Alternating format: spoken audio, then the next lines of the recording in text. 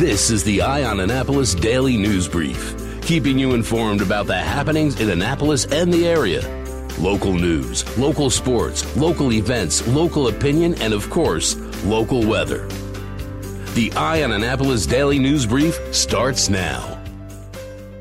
Good morning. It's Monday, December 16th, 2019. This is John Frenaye, and this is your An Annapolis Daily News Brief.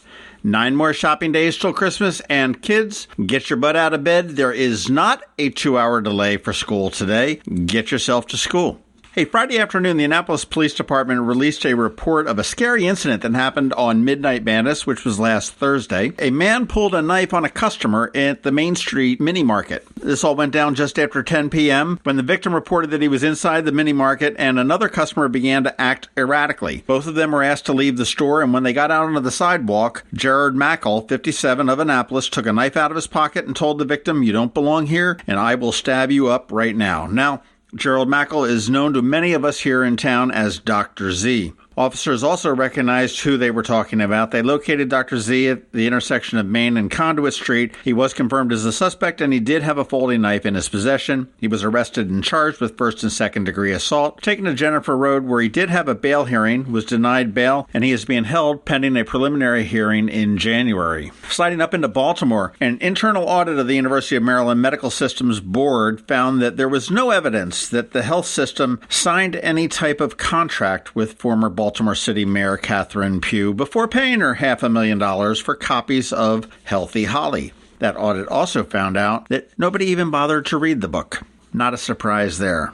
A huge congratulations to the Navy midshipmen on a great win against Army Saturday afternoon in Philadelphia at the Lincoln Financial Field. It was the 120th running of the Army-Navy game, and Navy has now come away with the Commanders-in-Chief's trophy for the 16th time in school history. This is the first win over Army and the first Commander-in-Chief's trophy for the Mids in the past 3 years. And in the end, the midshipmen triumphed over the Black Knights 31-7. The first quarter looked all about Army, but boy, the second, third, and fourth quarters looked all about Navy, and more specifically, it belonged to Malcolm Perry. Perry entered the game only the second player in history to rush for 1,000 yards in a season 3 times. Keenan Reynolds is the other one to accomplish that feat. He needed 68 yards to break that single-season record for total offense, and he demolished that pretty easily. He would break Navy's single-season rushing record 2 drives later. And one thing that I really loved is that the Mids pulled a Philly special in Philly, extending their lead to 14-7. Perry does hold a team record for 9 straight games with 100-plus rushing yards and 10 100-yard rushing games in a season. Specific to the Army-Navy game series, Perry broke the series record for rushing yards and is also the only player to have multiple 200-yard rushing games in that series.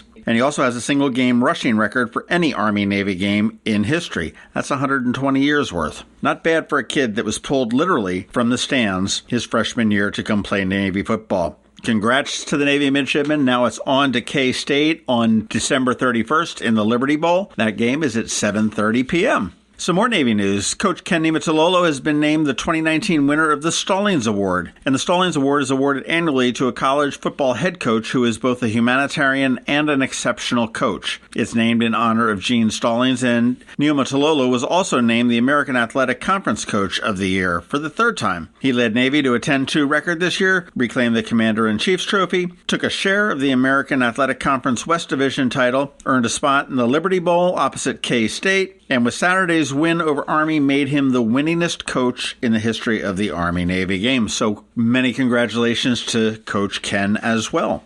Well, while we were up in Philadelphia watching the midshipmen handle the Black Knights, down in Annapolis, there were about 200 people running the streets in Speedos. It was the 12th annual Santa Speedo Run down here, taking place at O'Brien's and in the streets of downtown Annapolis. More than 200 people were clad in various interpretations of Speedos and just having fun on a really rainy, misty December Saturday. The event wasn't an indication of any kind of mental disorder or bizarre ritual, but one from the heart. It was founded by Eddie McGowan 12 years ago, and it was was a way to raise funds to make the holidays a bit brighter for children in need in our area, and also to blow off some much-needed steam leading into the holidays. This, quote, run has been held in blizzards, downpours, balmy weather, you name it. It always happens, and it always ends with a party. Participants and gawkers alike are asked to bring toys that are donated locally in our own community. Eddie was also the founder of the Annapolis Irish Festival, which will be returning in 2020, and unfortunately he passed away in February of 2018 from ALS. You want to get a look at what the Santa Speedo Run was, head on over to anannapolis.net and check them out. We had Glenn Miller down there to capture a lot of pictures for us, and as I look through them, I just know that Eddie McGowan is up there smiling down at us and telling his family and friends that put this on year after year, good job. Eddie, we miss you. All right, that is about it for the top news today. Please make sure you're checking out eyeonannapolis.net throughout the day because we do update it throughout the day. If you are someplace you can give us a rating or a review, please do that. It would be a great Christmas present for us, and we would appreciate it greatly. It is Monday, so you want to hang tight. We have Ann Alsina from CovingtonAlsina with your Money Monday report, including that irritating but required disclosure. And George Young with DMV Weather and your local weather forecast is on deck. And I understand George has a special guest this week. All that's coming up in just 1 minute. When you think of Watermark, you probably think of Harbor Queen. You know, the big white boat that sits down at the end of City Dock. But did you know that Harbor Queen is much more than just a visitor attraction? That thousands of local school children take field trips aboard it every year to learn about the Chesapeake Bay and our region's history. But that's not all you don't know about Watermark. When the Susquehanna River crested, washing thousands of tons of debris into our waterways, Watermark was there, rolling up their sleeves, helping the Annapolis Harbormaster clean up Ego Alley. And when the Annapolis Police Department SWAT team needed a boat to conduct special training exercises on to help protect our waters, they called Watermark. Watermark, making our mark. To learn more about how Watermark is here for our hometown, visit watermarkjourney.com.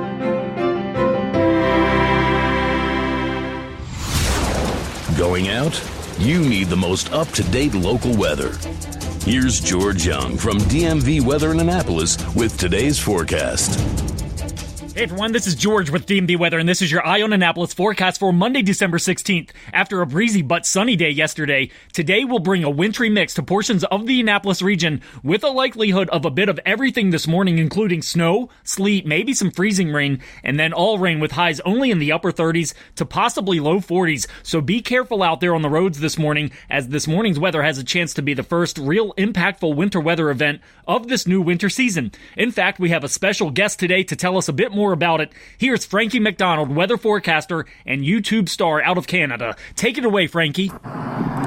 This is Frankie McDonald from Sydney, Nova Scotia as a guest weather forecaster for DMV Weather on the An Annapolis Daily News Brief. Beware today, December 16, 2019 of a wintry mix this morning of snow, sleet, and maybe freezing rain for Annapolis, Severino Park, Baltimore, Washington, D.C., Kent Island, Edgewater, Cartersville, and Arnold, Maryland. Roads could be slick with sleet and snow, and schools could be delayed.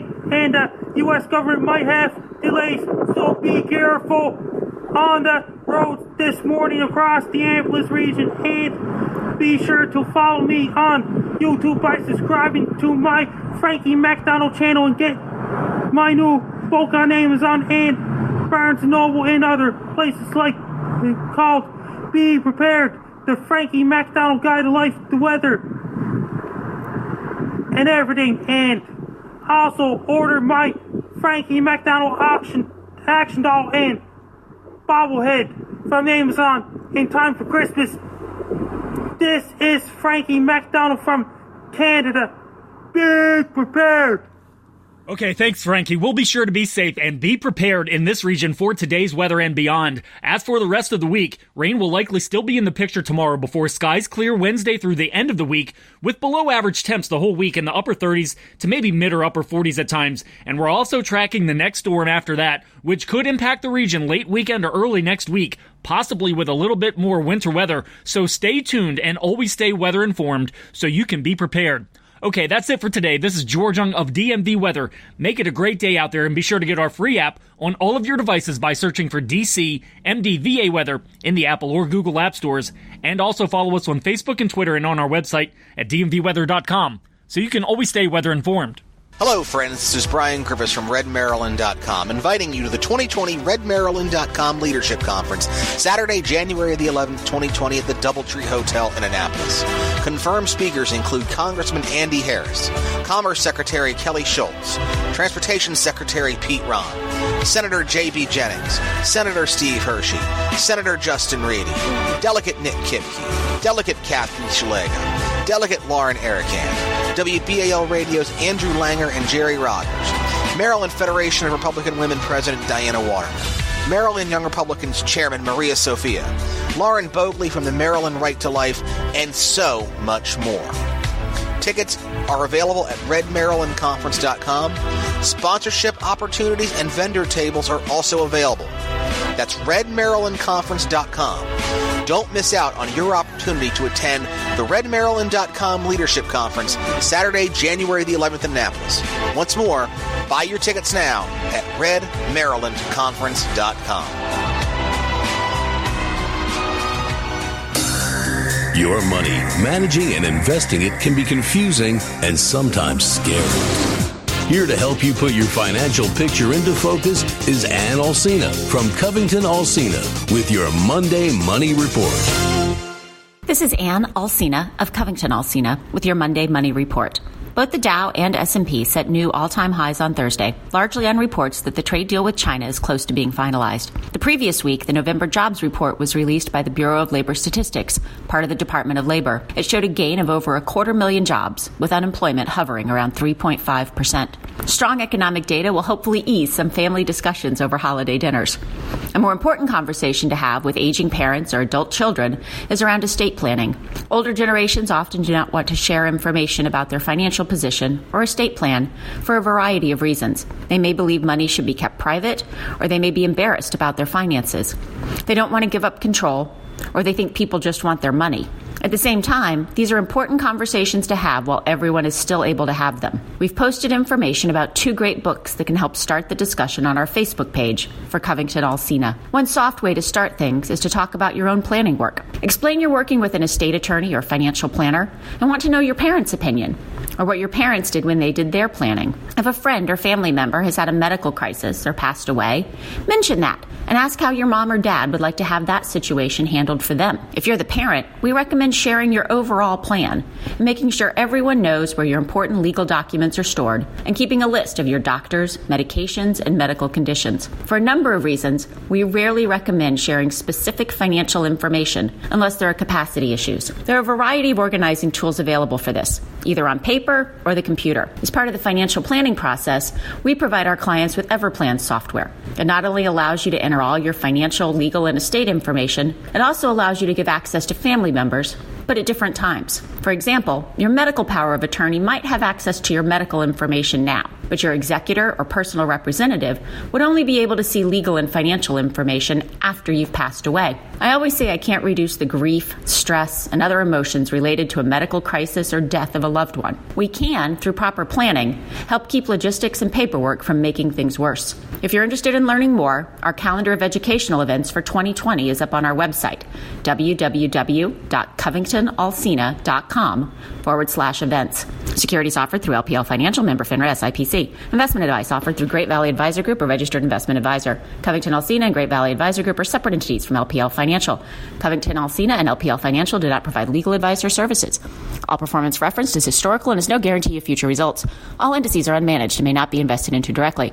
The opinions voiced in this show are for general information only and are not intended to provide specific advice or recommendations for any individual. To determine which strategies or investments may be appropriate for you, consult with your attorney, accountant, and financial advisor or tax advisor prior to investing. And if you don't have a financial advisor, come talk to us. This is Ann Alsina with CovingtonAlsina. Have you ever been to the Annapolis Mall when it opens for the day? Maybe you've noticed the line of folks waiting to get into the Apple Store.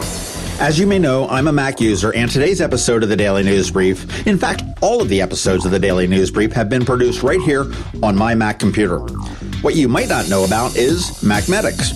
They were founded here in Annapolis in 1989, and they are an Apple authorized premium service provider, the only one in the Baltimore, Annapolis, D.C. area. And what that means to you is that they repair all Apple devices, including the iPhone screens and batteries, all without an appointment. And most repairs are done the same day, usually within 2 hours. They also sell everything except the iPhone and the watch for the same price as Apple. I don't know why you would go anywhere else. Give them a call at 410-757-MACS, or if you're not into the whole letter thing, 410-757-6227. Stop by their retail store in Severna Park on Benfield Road, or their service center in Lanham, right off of Route 50. Or you can always check them out online at macmedics.com. I'll tell you, they've saved me quite a few times, and I know they can save you. You've been listening to the Eye on Annapolis Daily News Brief. Tell your friends and colleagues this is the podcast where you can keep up on the latest with what's going on in Annapolis. And also tell them about our website, eyeonannapolis.net, where you can find even more information. This podcast comes to you every Monday through Friday at 7 a.m., keeping you informed with the Eye on Annapolis Daily News Brief. And take a moment to listen to our other podcast, The Maryland Crabs, released every Thursday at noon.